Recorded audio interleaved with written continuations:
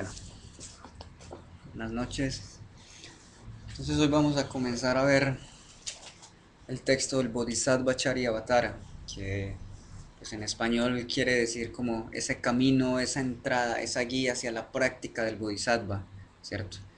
Entonces, este Bodhisattva, de una u otra forma, al principio debemos tener claro qué es la motivación y qué es lo que hace un Bodhisattva, ¿cierto? Aquella persona que posee la mente de la iluminación. Entonces aquí vemos diferentes niveles en el Bodhisattva, ¿cierto? Hay diferentes textos que dan como estas diferentes caracterizaciones de este ser.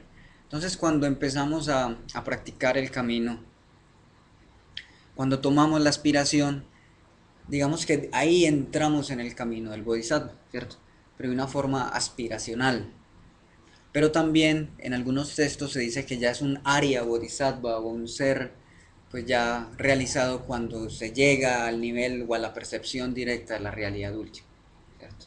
Entonces hay muchos textos que hacen esta diferenciación o tienen esta diferenciación implícita de muchas veces Bodhisattva, solo lo toman cuando ya han tenido la realización, y hay otros textos que toman Bodhisattva pero desde el punto de vista cuando se toma la aspiración, ¿cierto?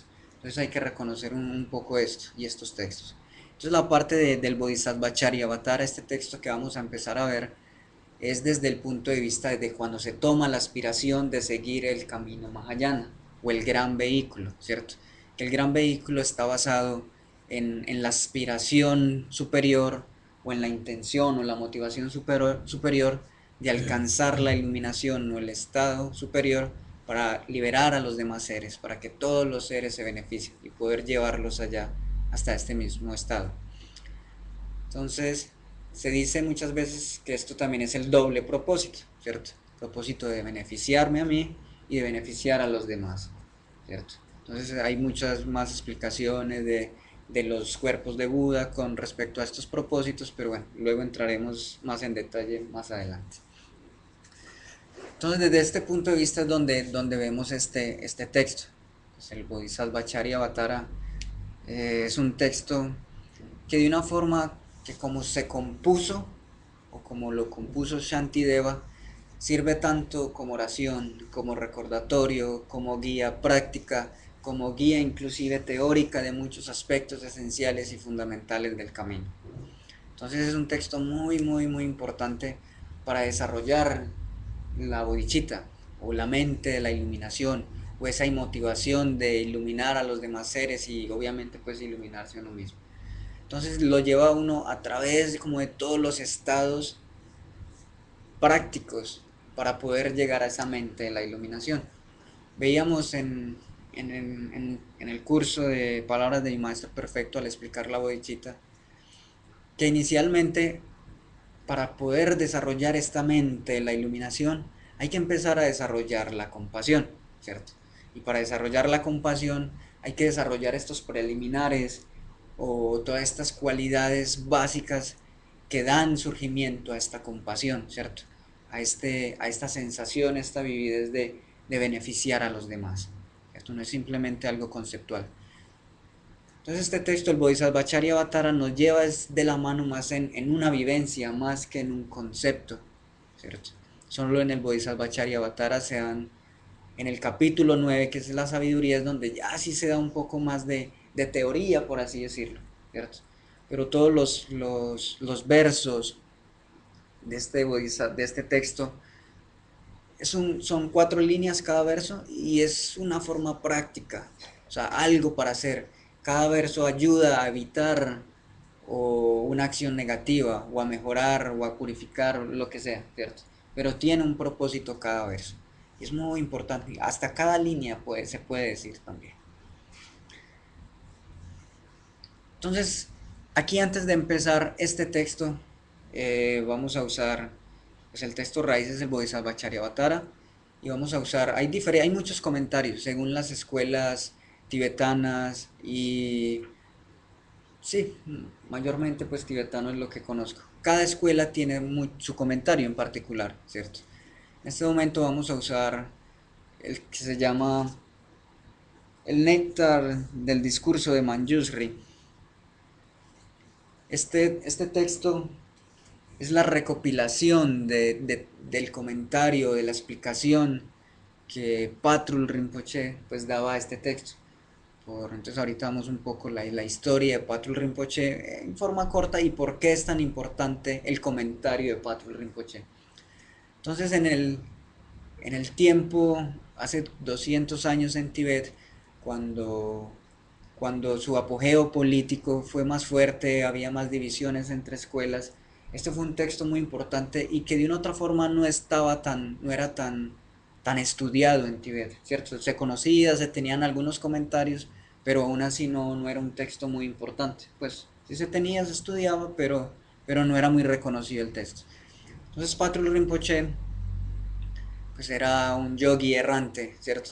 Y siempre con sus únicas posesiones era como una olla de té y siempre mantenía el texto del Bodhisattva Charyavatara y siempre lo enseñaba, en todas partes a las que iba lo enseñaba. Y de aquí empezó a conocerse mucho este texto otra vez, a practicarse, a tomar el estudio de este texto, ¿cierto? Fue donde se empezó a dar como más auge. Entonces por eso es muy importante y se recomienda muchas veces estos textos, este texto en particular, porque pues Patrul fue como el que le dio ese impulso al Bodhisattva Charyavatara, pero desde un punto de vista no sectario, ¿cierto? Desde el punto de vista de práctica, desde que cualquier persona lo puede usar, ¿cierto? Sin importar el género o lo que sea, todos podían, o la escuela, todos podían estudiar este texto. Entonces por eso fue la importancia pues como de este texto. Entonces su discípulo Patrul Rinpoche tomó como 6 meses explicándolo. Entonces a través de estos 6 meses tomó apuntes, notas y es este libro que tenemos aquí.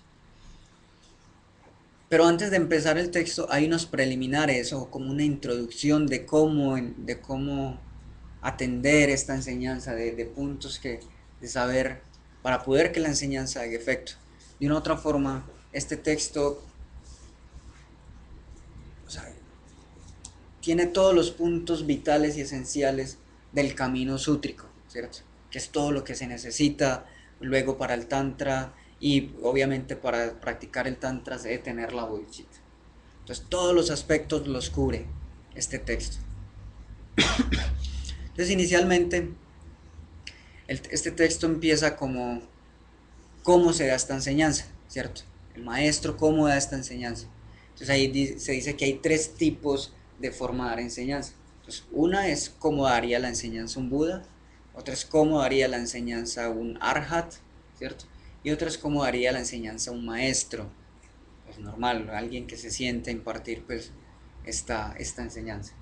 Entonces el Buda la imparte pues según los actos milagrosos de cuerpo, palabra y mente, que es capaz de reconocer todo lo que necesita cada ser, utiliza el lenguaje pues melodioso en los idiomas que se necesite cada ser, ¿cierto? Se expresa o se manifiesta el Buda según como sea necesario para dar esta enseñanza. El Arhat lo da según las 3 purezas, la pureza como del recipiente, o sea, sabe quién verdaderamente necesita esta enseñanza, si es digno de esta enseñanza. También tiene la capacidad de la pureza, pues como de la mente, de reconocer cuál es la disposición de cada ser. Y también pues de la palabra adecuada, que el Arhat utiliza palabras adecuadas, contextos adecuados, ¿cierto?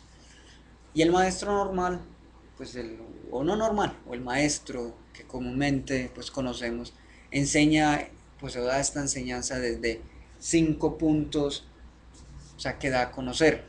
O sea, primero la expone de esta manera. Entonces, los 5 puntos son como se usaban normalmente en la India para exponer textos. Esto es un poco, digamos, no complicado, pero sí como que da una estructura, un poco la estructura de cómo pues se dan las enseñanzas, porque muchas veces esta estructura da como esa validez a la enseñanza, ¿cierto? Entonces, ¿qué quiere decir? Es el autor del tratado, ¿cierto? Como las fuentes o las escrituras de este tratado, ¿cierto? porque todo, recuerden, todo sale de las escrituras o de los discursos del Buda, y según esos discursos se pueden sacar los comentarios. Entonces no es que simplemente yo me senté y empecé a hacer un comentario porque quise, ¿cierto? Porque saqué una enseñanza pues acomodada a mi gusto, ¿cierto? Y como a mí me salió en la cabeza y me pareció pues agradable.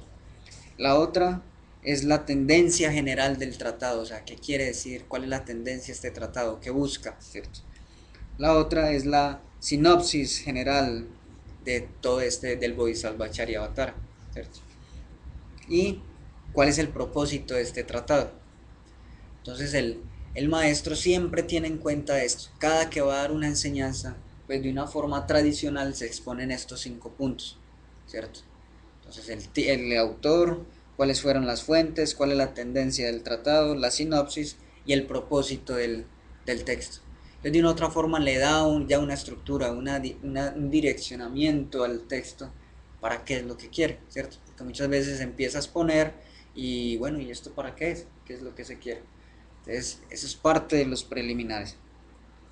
Entonces para dar un poco aquí como qué es lo que quiere decir el autor, entonces vemos que del Bodhisattva Charyavatara el autor fue Shantideva. En este texto está la historia, hay una buena historia detallada de Shantideva, los tratados que sacó, cómo escribió el Bodhisattva Charyavatara, o sea, todo el contexto, que de aquí de una otra forma es larga. Pues, entonces Shantideva sí fue un maestro realizado, ¿cierto? Y, y como muchos grandes maestros realizados, era de bajo perfil. O sea, inclusive en los monasterios que vivía le decían, pues como el monje que solo duerme, come y da del cuerpo y que ya, porque no hacía nada. Entonces lo querían sacar del monasterio, entonces para sacarlo pues no lo podían echar así simplemente. Entonces lo retaron a que enseñara. Y cuando él dijo, listo, enseño. Y cuando enseñó, les dio esta enseñanza al Bodhisattva Charyavatara y hubo pues sucesos milagrosos y cosas auspiciosas, ¿cierto? Cuando sucedió esto. Y así siguió pues todo y después hizo muchos milagros y muchas cosas. Entonces, Shantideva fue un gran maestro de realización de la bodhicitta, todo esto. Es cuando le construyeron un trono tan alto que no iba a poder subir. Exacto, Sí, que no iba a ¿verdad? poder. Y Y que cuando, subió. y cuando llegó al capítulo de la sabiduría, dicen que se levitó y se levantó y se Y se perdió, fue. pero que solo se escuchaba su voz que seguía dando la enseñanza. Y cuando terminó, ya, después lo encontraron por allá miles y miles de kilómetros luego, después como en el sur de la India, que otro. Exacto. Entonces, ahí cuenta, aquí en este libro cuentan toda la historia. Entonces da como el soporte de por qué Shantideva era una persona que sí podía hacer un shastra o un comentario, ¿cierto? Eso no es simplemente que cualquiera hace un comentario a, a las enseñanzas del Buda, no, también hay requisitos para poder hacer comentarios. Es que ya haya realizado la naturaleza de la mente, que ya conozca todos los textos que conozca, o sea, son varias calificaciones que se deben de tener para poder hacer un Shastra. Entonces en esta historia muestran pues como todas estas cualidades de Shantideva para que sí pueda hacer un comentario que es debido. Entonces es como darle el soporte a esta enseñanza. ¿Listo? El segundo punto es de las enseñanzas que contienen el Bodhisattva Charyavatara salen del Tripitaka, ¿cierto? Especialmente de los sutras, desde la canasta, el vinaya, la disciplina, vienen del sutra, de la parte de la concentración, del comportamiento para meditar, y vienen de la Vidharma, que es la parte de sabiduría, ¿cierto? El conocimiento especial. Entonces todo lo que encontramos en este texto viene dentro del Tripitaka, o sea, no hay nada que esté por fuera, ¿cierto? Entonces dice las fuentes de escrituras de donde sale este texto. La tendencia general del tratado. Entonces dice, según la visión del budismo, está en el camino superior, ¿cierto? En el Mahayana, ¿cierto? Al gran vehículo. Y pertenece a la parte del sutra, más no del tantra. Entonces es como la denominación que es a la tendencia que tiene este texto. Entonces es muy diferente a técnicas y metodologías del tantra, ¿cierto? Entonces a la tendencia que tiene este texto. Entonces vemos que entonces, si tiene la tendencia del Sutra Mahayana, entonces por inferencia, pues ya cuando tenemos un poco de conocimiento, sabemos que se basa mucho en las 6 paramitas, en las 6 perfecciones de la generosidad, la ética, la paciencia, la diligencia, la concentración y la sabiduría, ¿cierto? Se centra mucho en eso. También se centra en desarrollar el amor y la compasión, lo que veíamos también que era la parte de ecualizar, ¿cómo es que se dice? Poner al mismo nivel todos los seres, después hacer el intercambio, es el Tonglen, ¿cierto? Y luego hacer la parte de que los demás son inclusive más preciosos que yo, porque ellos son los que me dan la oportunidad y me ayudan a desarrollar todas estas capacidades, ¿cierto? Entonces, vemos que aquí en este texto, como es Mahayana, Sutra, estos son los puntos importantes, esto es lo que se quiere desarrollar. Y lo que vimos la otra vez en las palabras de mi maestro perfecto, es que primero este mismo texto lo lleva a desarrollar la compasión, ¿cierto? A eliminar, digamos, como estos obstáculos para desarrollar la compasión, luego la gran compasión, y ahí sí desarrollar ya la bodhicitta con la no dualidad, o sea, la mente, la iluminación. ¿Cierto? Luego dice la sinopsis general de este texto. Desde el punto de vista de la disposición interna, el Bodhisattva Charyavatara explica la generación de la bodhicitta, cómo generar la bodhicitta, de una forma vívida, más no conceptual. La supremamente la iluminación. Y desde el punto de vista del entrenamiento espiritual, habla mucho de las 6 paramitas. Entonces, esa es como la sinopsis, lo que les acabé de decir. Esa es la sinopsis. Y la parte del propósito de este tratado dice que sirve para guiar hasta los mismos, ¿cómo se dice? Escolásticos, escolásticos, exacto, escolásticos, y también a aquellos que quieran practicar, ¿cierto?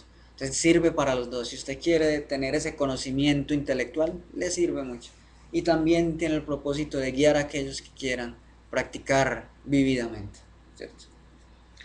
Entonces, luego de esto, al conocer ya cuál es el propósito, este texto que abarca, entonces ya tenemos una idea clara de qué es lo que vamos a ver en todo este tiempo, ¿cierto?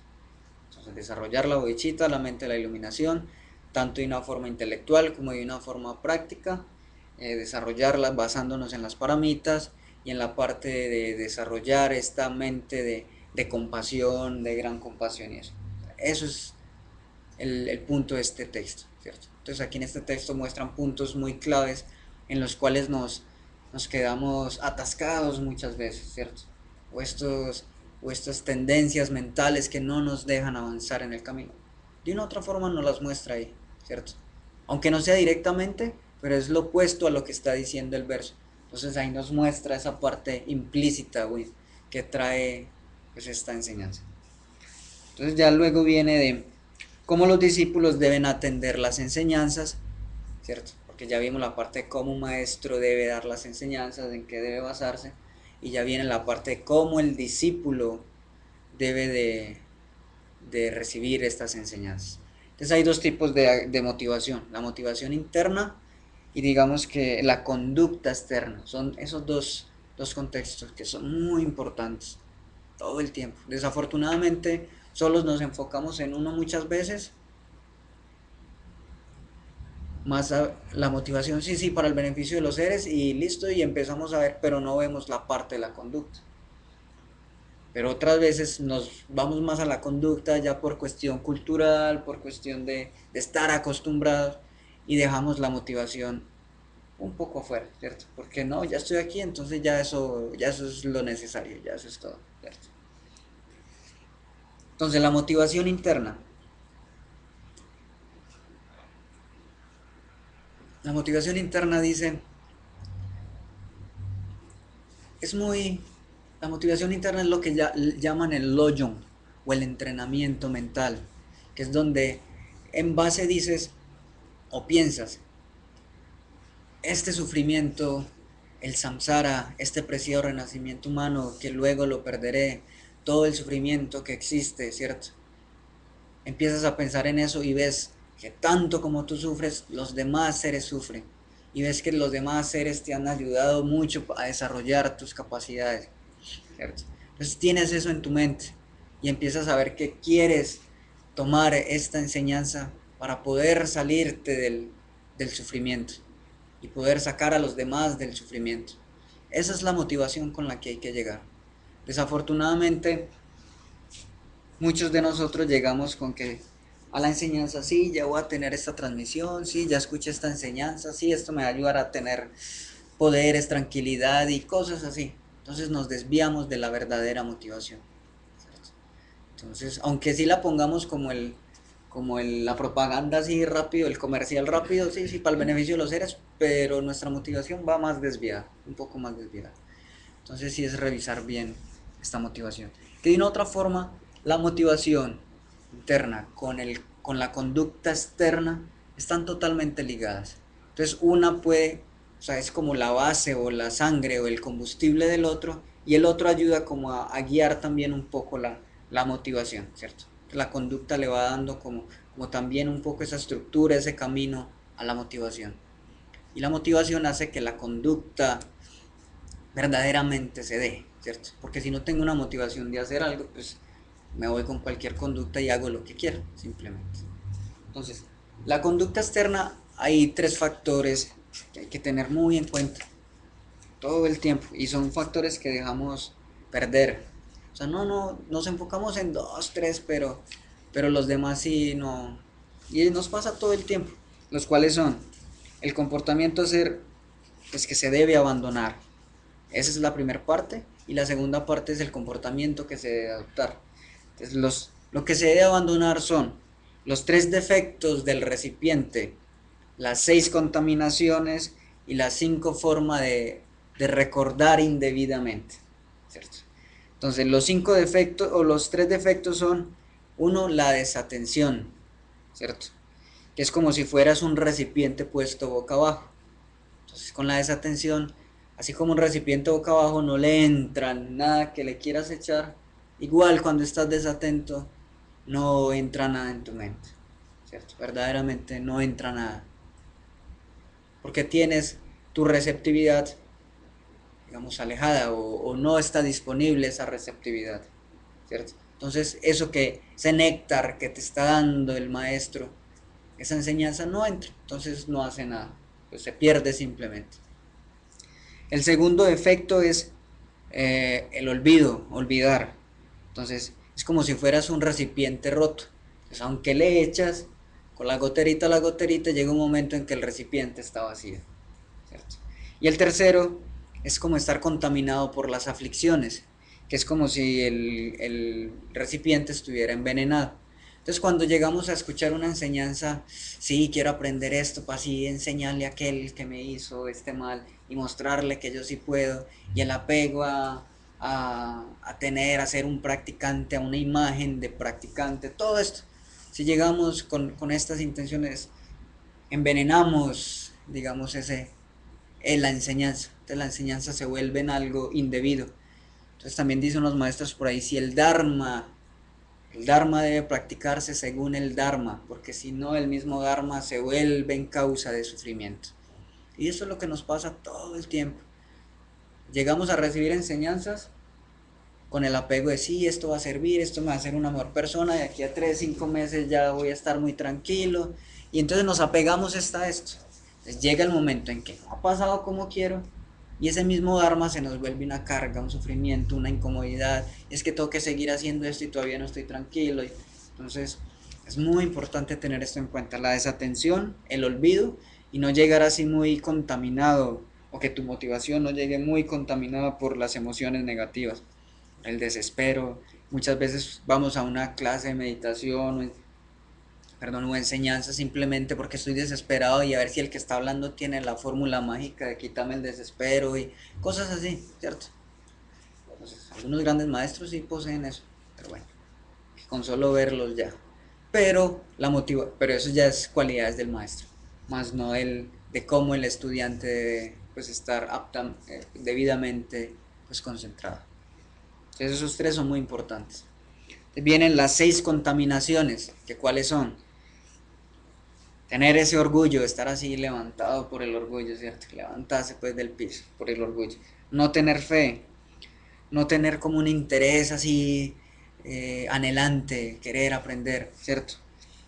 Estar externamente distraído, internamente estar así como aperezado, por así decirlo, ¿cierto? Y escuchar así como bueno, porque me tocó escuchar. Entonces, estas son todas las impurezas. Entonces, muchas veces llegamos a una enseñanza y bueno, vamos a ver este que sabe. Y empieza, llega uno pues así como de, bueno, y empieza a mostrar esa actitud de orgullo, a ver si el maestro sabe o no, o el instructor, o el expositor sabe o no, ¿cierto?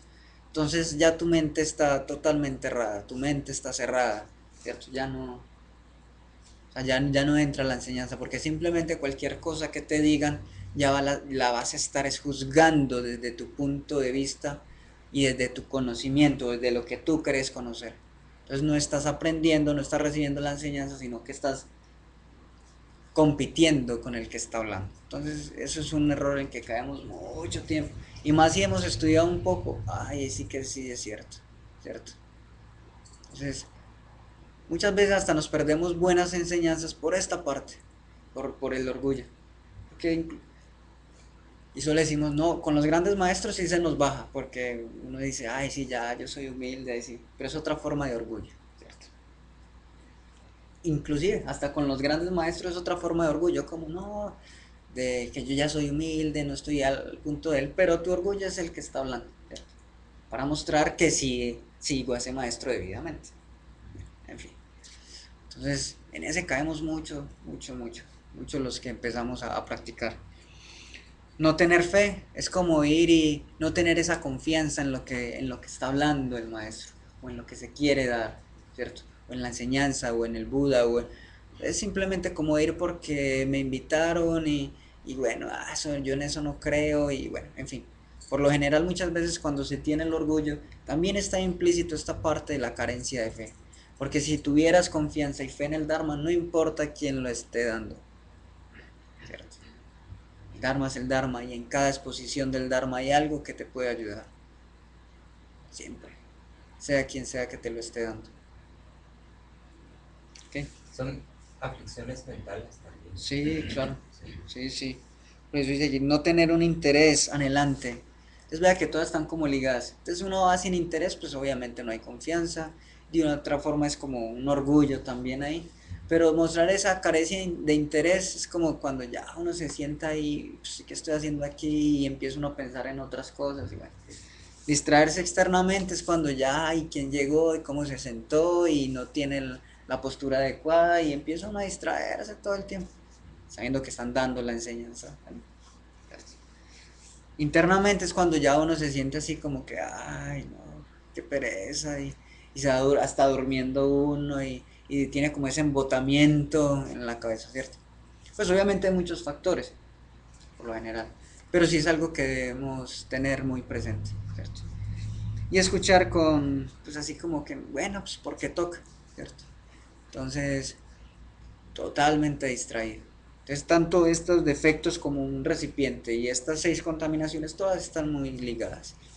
Y las 5 formas de recordar indebidamente es recordar las palabras, pero no recordar el sentido o el significado. Segundo, recordar el sentido, pero no las palabras, ¿cierto?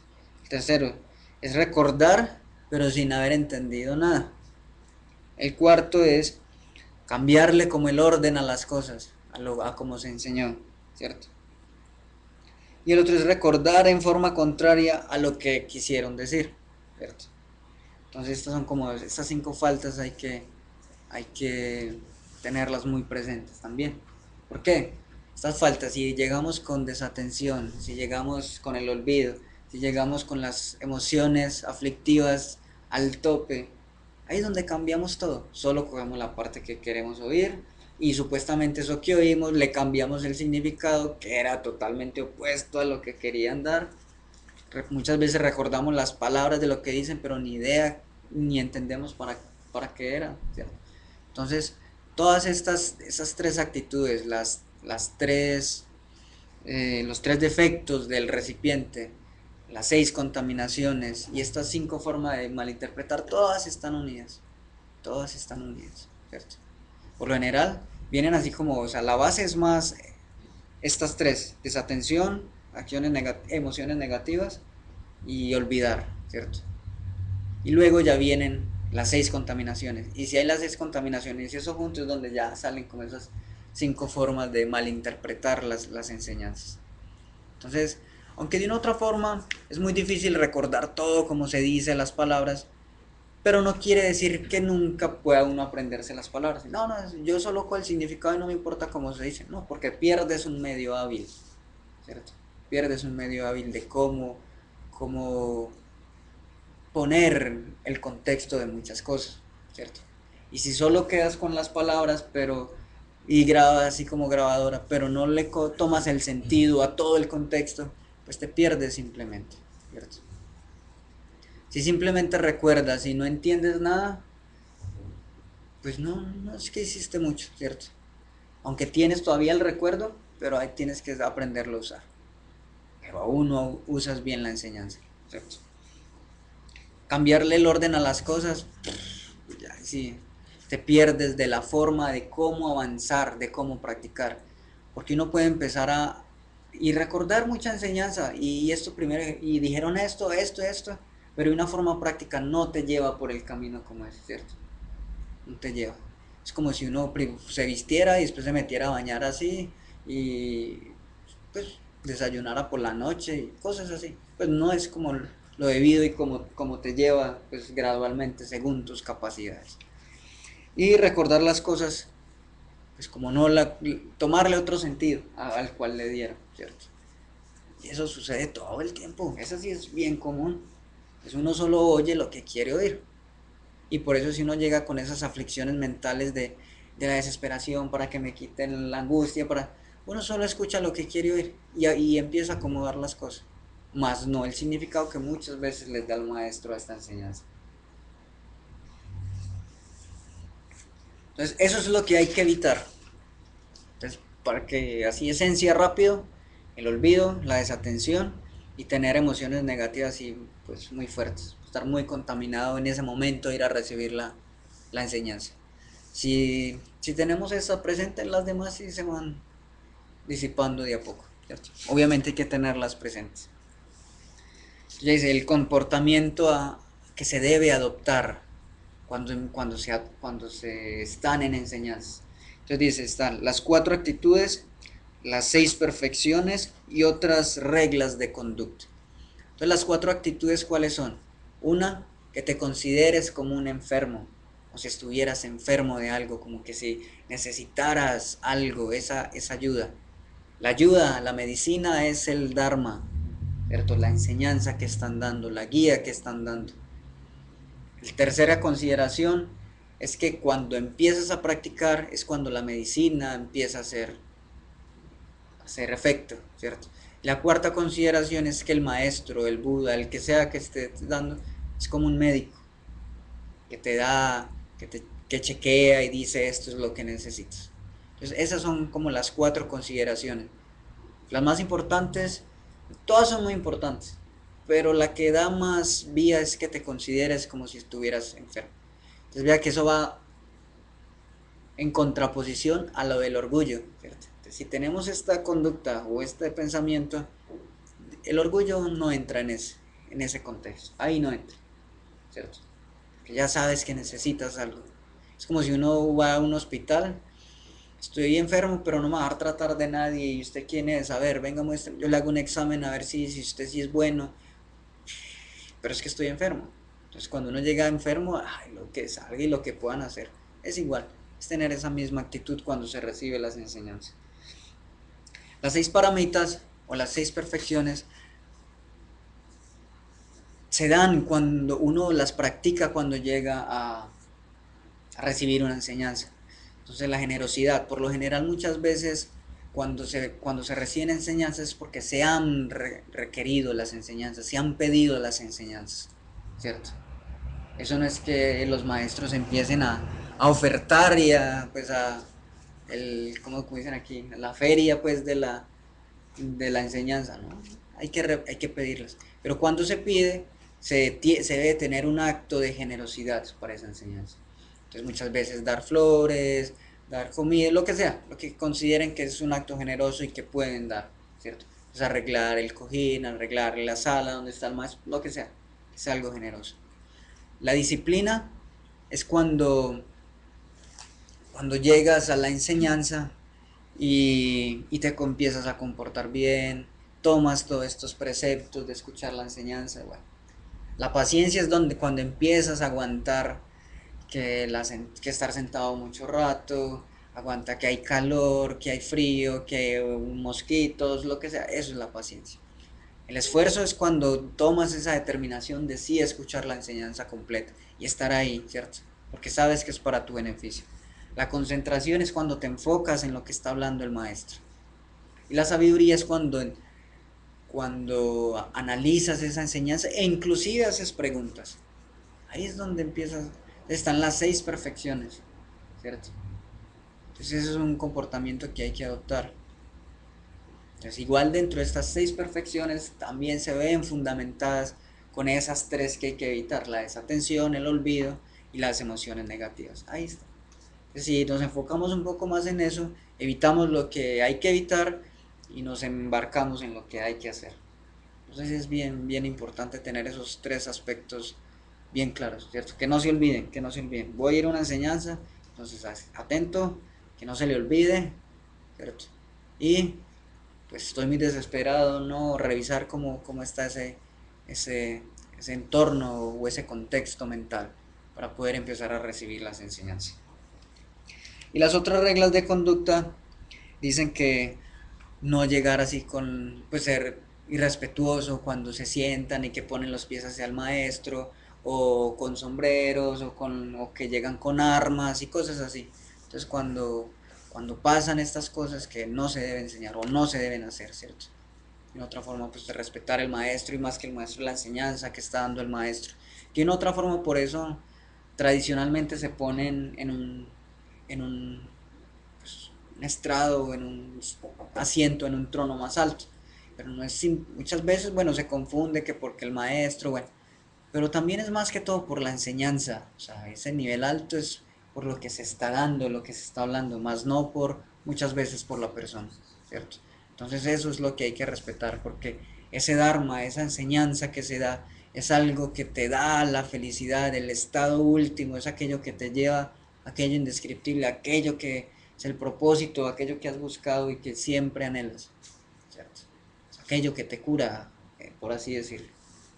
Entonces, ese es si de una otra forma le damos respeto a cualquier otra persona porque da un discurso político y respetamos porque es el papá de mi pareja o el mamá, ¿por qué no respetamos pues algo que verdaderamente sí nos beneficia, ¿cierto?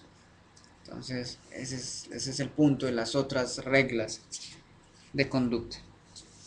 Entonces, el método de explicación, que es otra parte aquí, donde dice que Patrul Rinpoche explicó esto con la intención de verdaderamente ayudar a aquel que quiera practicar y lo puso en palabras muy sencillas para que cualquiera pudiera entenderlo, ¿cierto?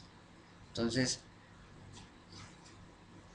tanto para aquel erudito, aquel que sabe mucho le sirve, y para aquel como que no sabe nada también le sirve. Entonces esa fue pues como la forma de explicar y de estudiar este texto, y fue como el comentario que hizo Patrul Rinpoche.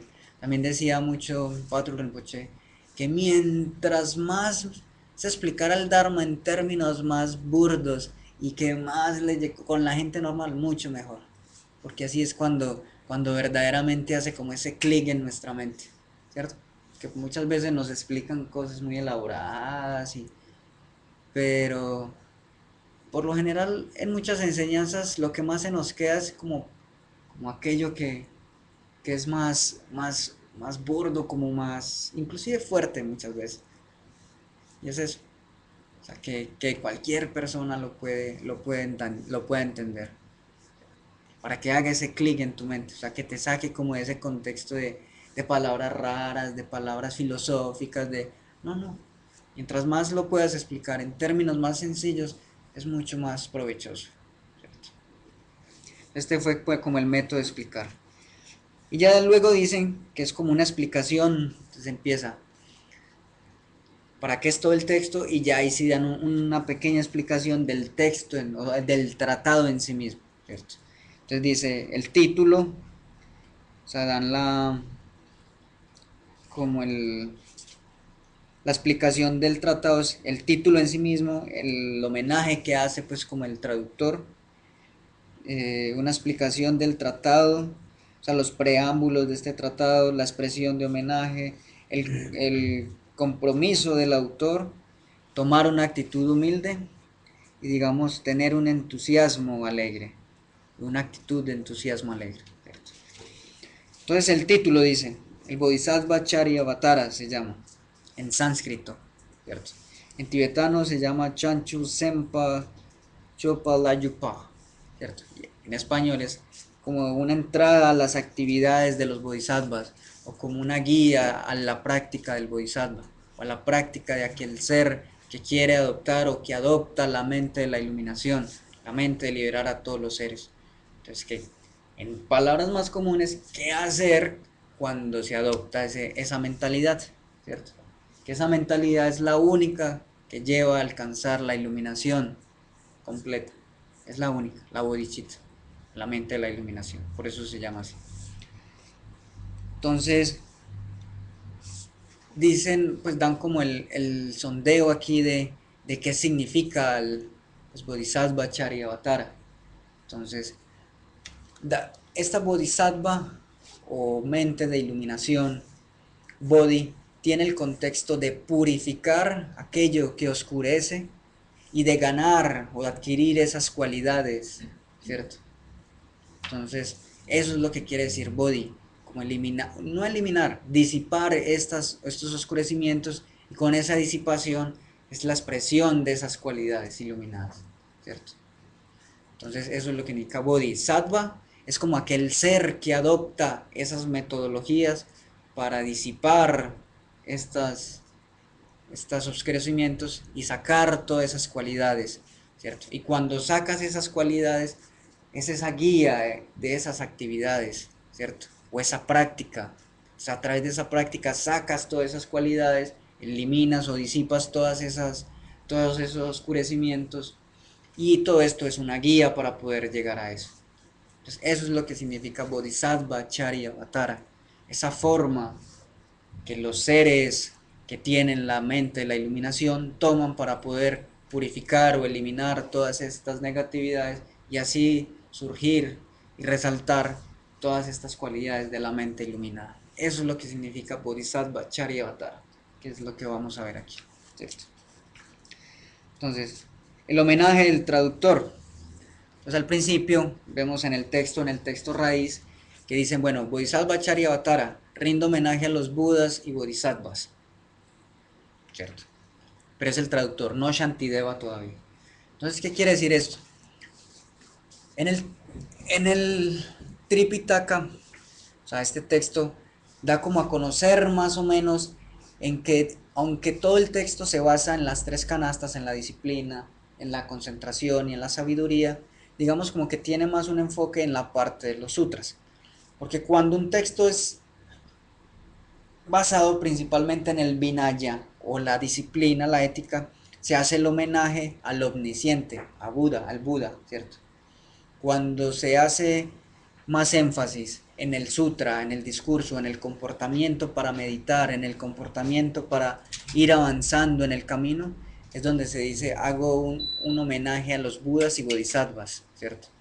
Y cuando el texto está más basado en el conocimiento sublime, en esta parte de filosofía, psicología, todo esto, es donde se dice rindo homenaje a Manjusri, que es como el Buda de la sabiduría.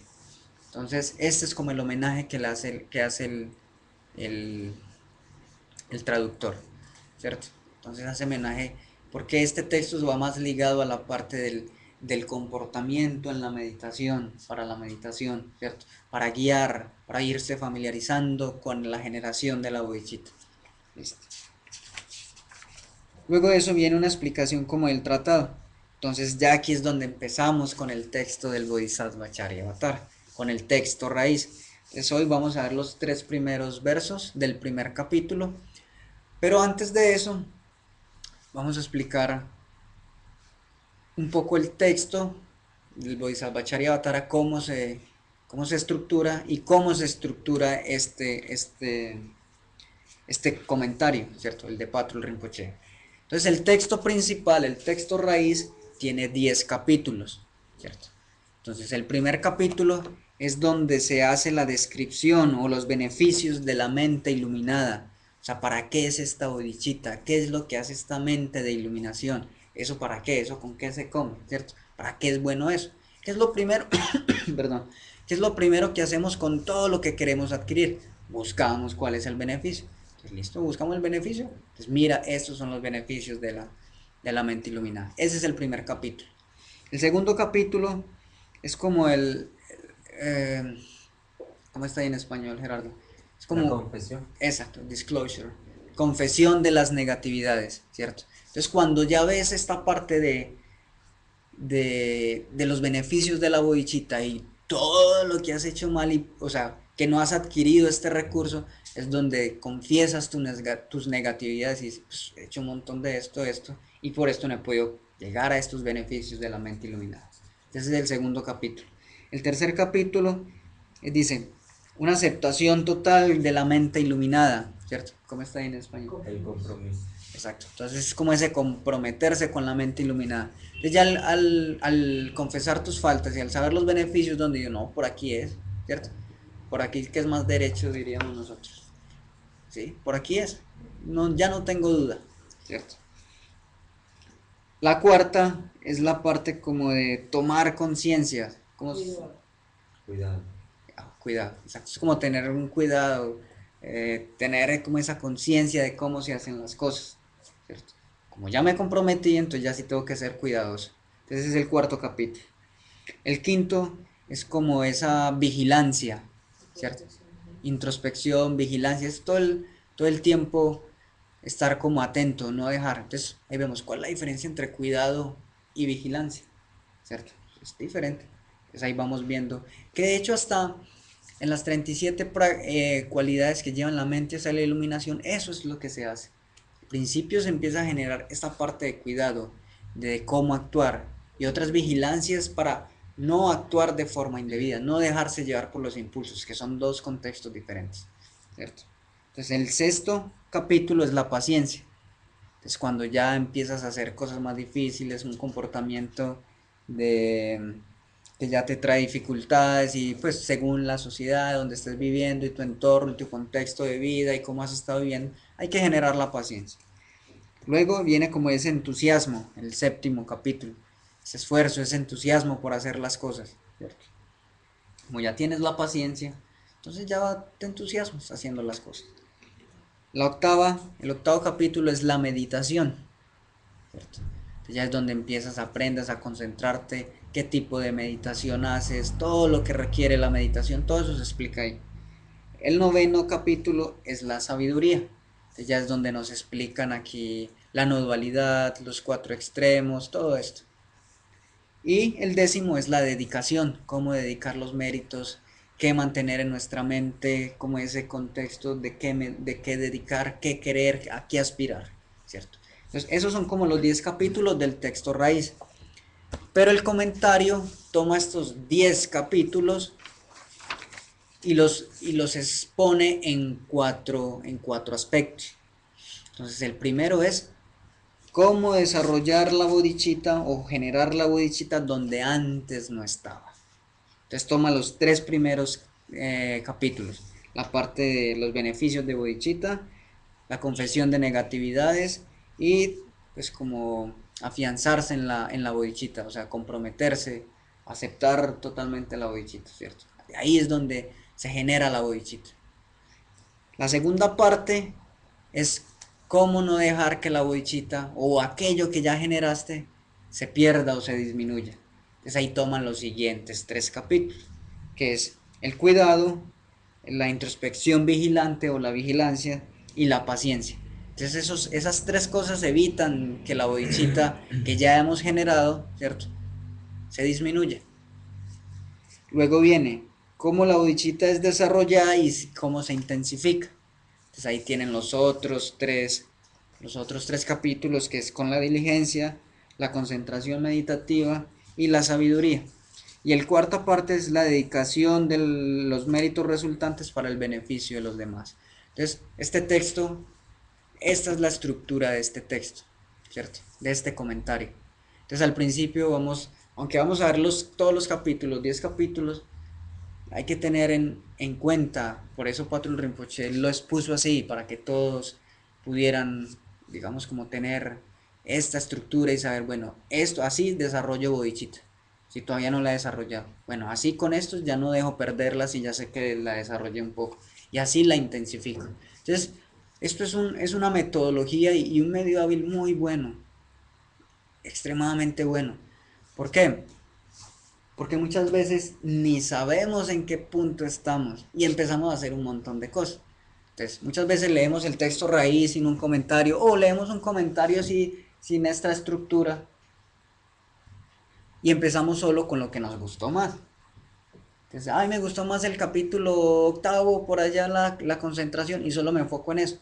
Pero es que la concentración solo es para intensificar ya la bodichita. Pero si no la has desarrollado, entonces, ¿qué? ¿Cierto? Ese es un punto muy, muy importante. Y obviamente sirve y es válido hacerlo. Si me gustó esta parte, está bien. Pero ten presente y sé honesto, ya desarrollaste la bodichita. Esa intención, eso que explican en los 3 primeros capítulos, ¿ya verdaderamente lo sientes? ¿Sí o no? Ah, no. Bueno, pues quedes en los primeros. Hasta que le salga, ¿cierto? Hasta que, hasta que cuaje, diríamos por ahí. Hasta que ya se siente. Y ahí sí ya puedo pasar a la otra. No quiere decir que no practique los otros capítulos, pero sé honesto, porque si no empiezas a hacer un montón de cosas, hacer, sí, sí, pero en últimas, si lo desarrollas es porque te das cuenta que inclusive hiciste lo que tenías que hacer antes, así estuvieras enfocado en otra cosa, ¿cierto? Y es Sí, como si quedara en forma intelectual, ¿no? exacto. Entonces, es bueno ser honesto. Bueno, ya empecé a desarrollar, ya sí siento que si quiero ayudar a los demás, salir de ese sufrimiento, bueno, entonces empecemos a intensificar con el cuidado, con la introspección, con la paciencia, ¿cierto? Y ahí seguimos.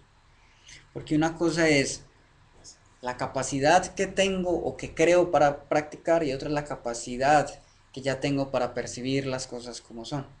O qué capacidades ya tengo innatas. Son cosas muy diferentes, ¿cierto? Que solo nos dejamos llevar por el capítulo 9 la sabiduría y esto, y nos metemos, y la concentración y la meditación es esta.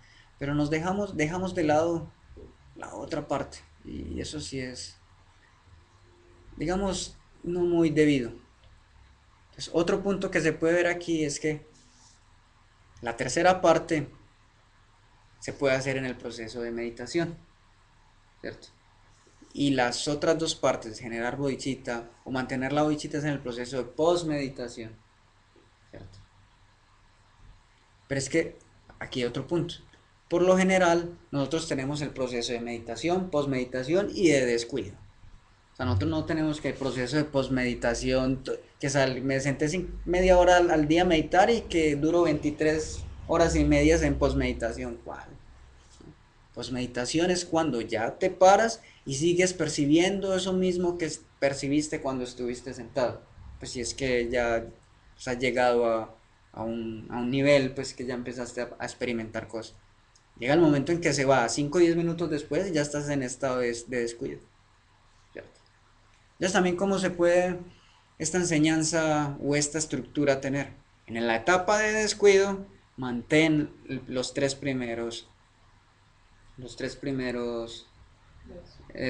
capítulos. Es cómo desarrollar bodhicitta cuando no está presente.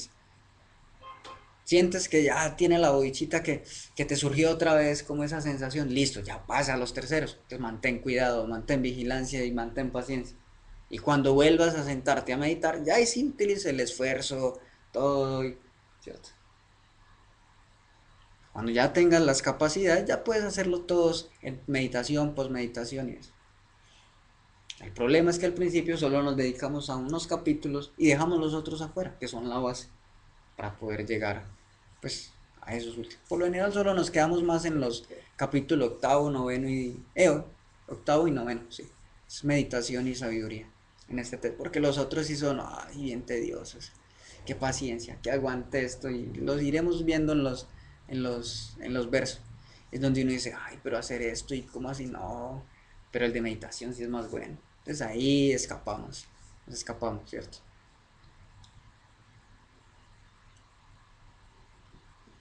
Entonces veníamos, entonces esa es la estructura de este texto. Entonces,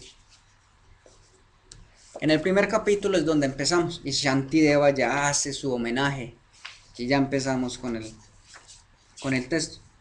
Entonces dice Shantideva, ¿cómo está en español? Respetuosamente me postro ante los sugatas o ante los budas, o ante sugatas quiere decir aquellos que han ido como a ese gozo, a ese estado indescriptible gozoso, ¿cierto?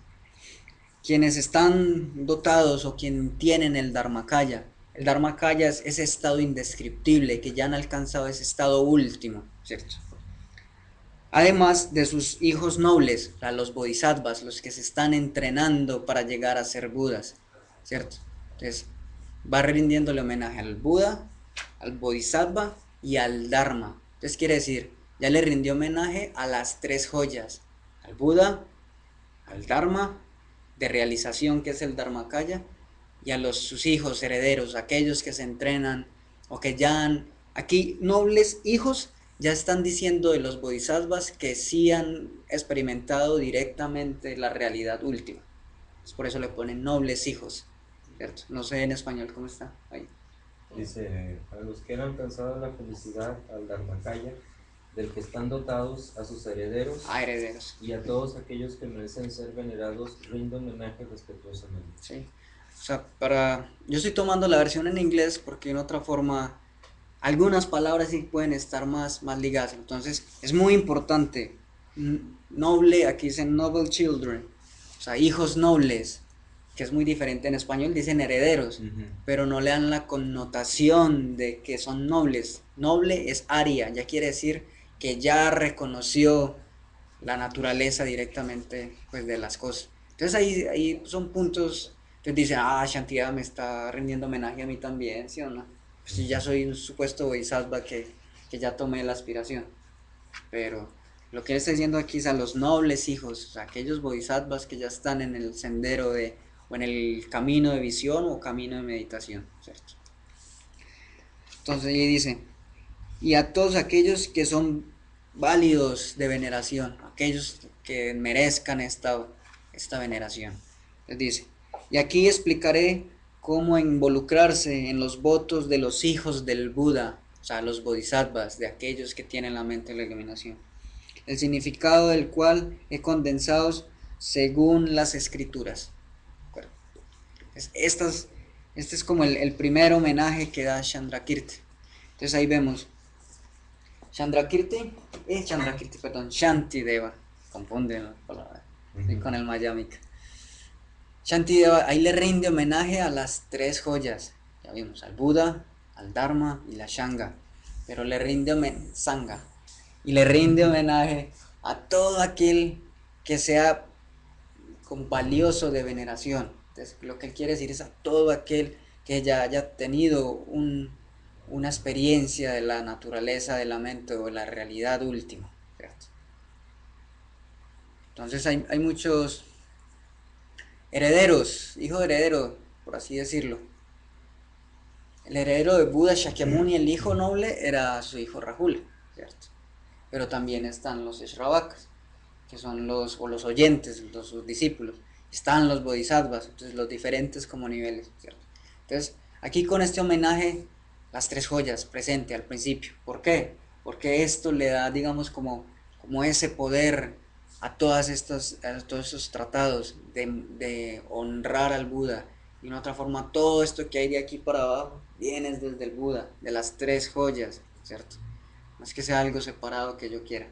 Entonces se rinde ese homenaje y dicen, Nagarjuna creo que era así, todo aquel que ponga y honre al Buda en un tratado es exitoso en el resto de su texto. Entonces, o sea, al principio Shantideva da ese vínculo hacia el Buda, o sea, él no, que en el segundo verso es lo que vamos a ver, o sea, él Él no dice yo empecé con esto y no. Primero es el Buda, que es de donde vienen todas estas enseñanzas, el Dharma y la Sangha, ¿cierto? Es como ese homenaje que hace Shantideva. Entonces dice ahí también, todo esto que voy a explicar viene de los tratados. Es como decir, yo aquí no me inventé nada, ¿cierto? Entonces el segundo punto, ya él hace el homenaje, la expresión de homenaje, y es donde dice el compromiso para componer que tiene el autor, o sea, Shantideva. Shantideva da el segundo verso, que es donde dice, aquí no hay nada que ya no se haya explicado antes, dice, y como no soy hábil en el arte de la retórica o de hablar mucho, por lo tanto, pues carezco como esa intención de beneficiar a los demás, dice él. Y escribo esto solo como para familiarizarlo en mi mente. Entonces, al principio, él toma ese compromiso de, de escribir, cuando dice, aquí explicaré esto según las enseñanzas, ¿cierto? Entonces, cuando él dice, esto viene del Buda, pero me comprometo a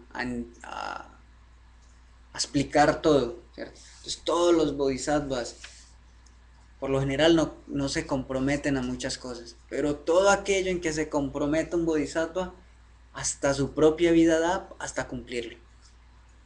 Entonces, por lo general no se comprometen mucho, pero cuando se compromete un bodhisattva, lo hace. O sea, lo hace, ¿cierto? Lo hace. Él dice, aquí me comprometo a explicar todo. Ya viene la parte de tomar una actitud humilde, ¿cierto?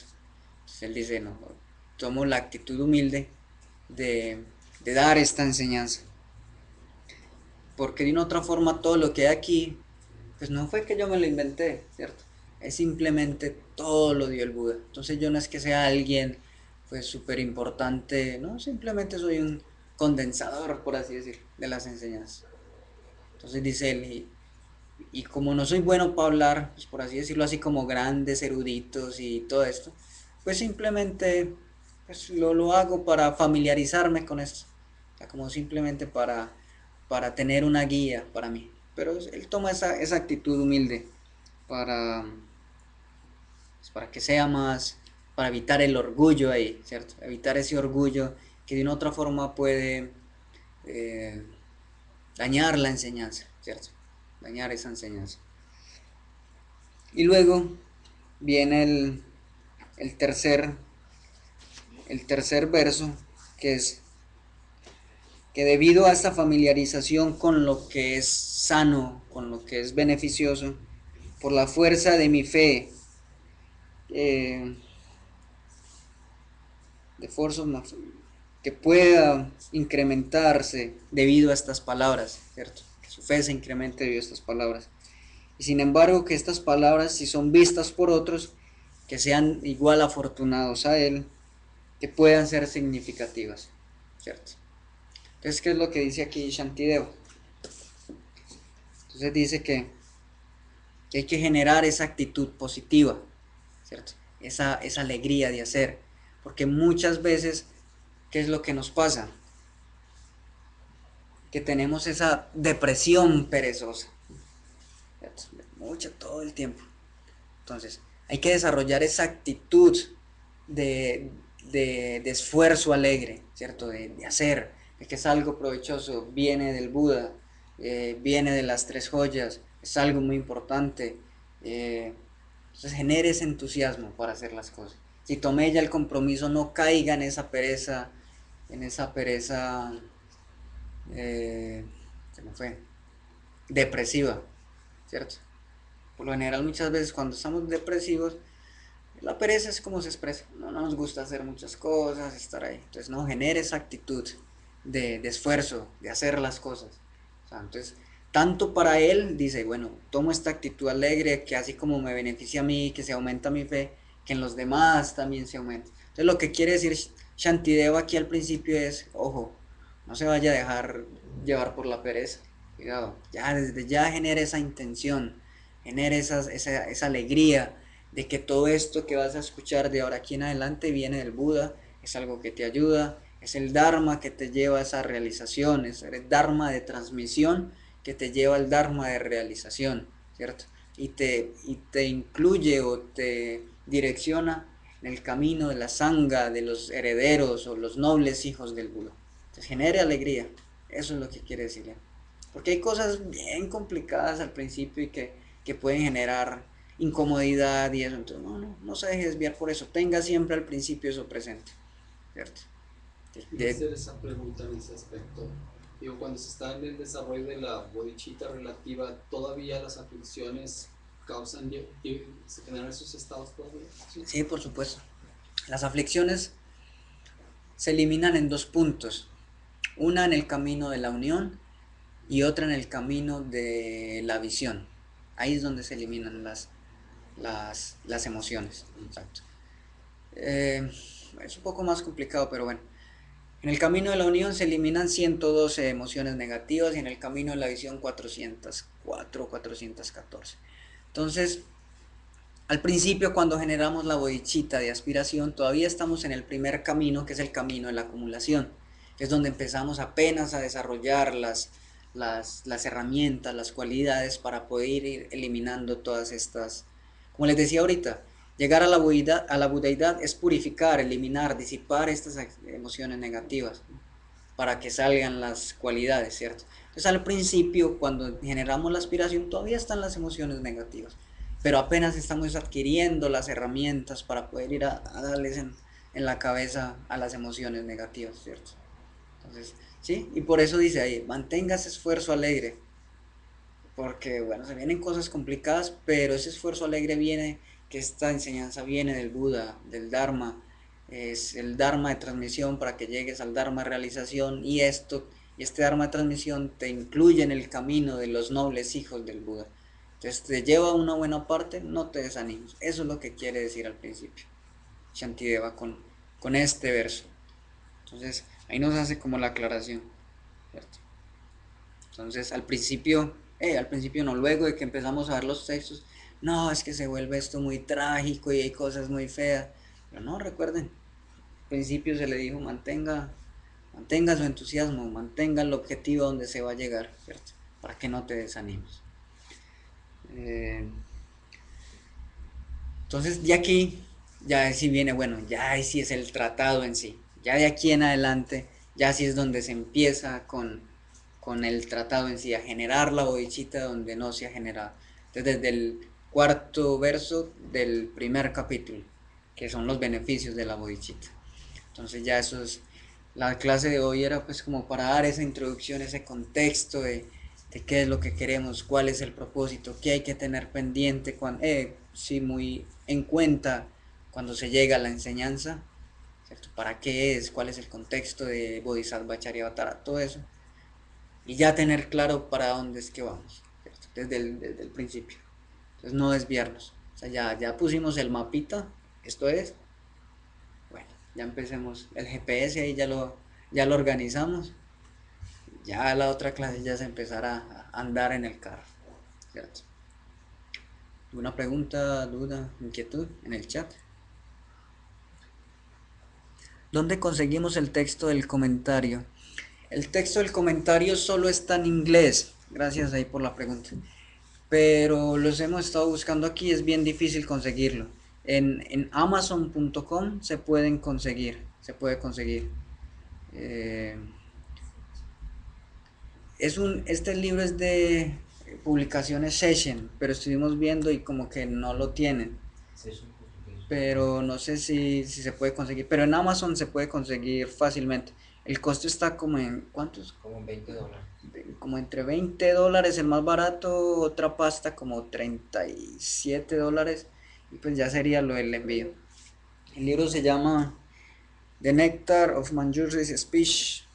No sé si se ve bien. Yo sí personalmente recomiendo mucho este texto, totalmente lo recomiendo, es bien, bien importante para el camino, es muy, muy importante y ayuda bastante porque hay muchos puntos claves que cuando solo se lee el texto raíz se pierden y este es bien, bien esencial, hay puntos muy esenciales en este texto. ¿Alguna otra pregunta? El, el, la enseñanza de las 37 prácticas de los bodhisattvas que vimos. Sería como una forma condensada de esto. Exacto. Las 37 prácticas del Bodhisattva es esa condensación de todo lo que es Loyong o entrenamiento mental y todo lo que es Bodhisattva Charyavatara. Todo esto. Es una condensación. Porque toman todos los preliminares, los 4 pensamientos que giran la mente al Dharma, las paramitas y como todo ese contexto. Que es lo mismo que se hace aquí. ¿Cierto? Entonces es una condensación. Pues bueno, muchas gracias, hacemos la dedicación y acabamos. ¿Alguna pregunta en el chat? Página 9.